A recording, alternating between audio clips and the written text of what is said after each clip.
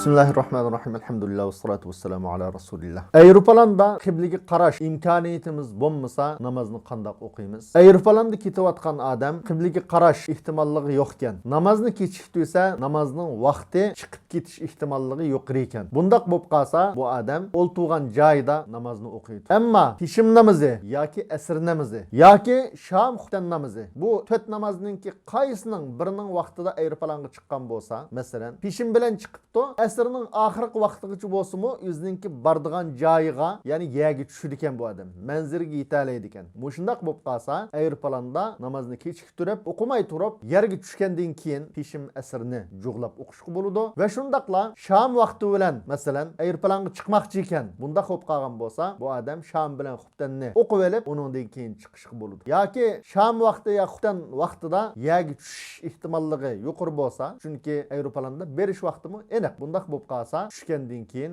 yerda o'qish lozim. Chunki farz namozni aslida qiblga qarab o'qish namozning sharti. Shundaqla avtobus bo'lsin, paraxut bo'lsin, umumiy qatnash vositalari biz uni boshqarishga ega bo'lolmagan. Ya'ni namoz vaqti kelganda men namoz o'qib olay deyish imkoniyatimiz yo'q. Bunda qatnash vositalarida joyimizda o'ltirib o'qiymiz. Qachon desa namozning vaqti chiqib ketish ehtimolligi yuqori bo'lsa. Agar namozning vaqti ba vaqtda biz manzilga yetalaydigan bo'lsak, namozni kechiktirib o'qishimiz lozim. Ammo o'zimizning shaxsiy mashinalari bilan safar qilgan bo'lsak, cho'qim namozning vaqti kelganda mashinadan tushib, qibla tarafga qarab o'qish bu namozning sharti. Bu shaklda o'qishimiz lozim.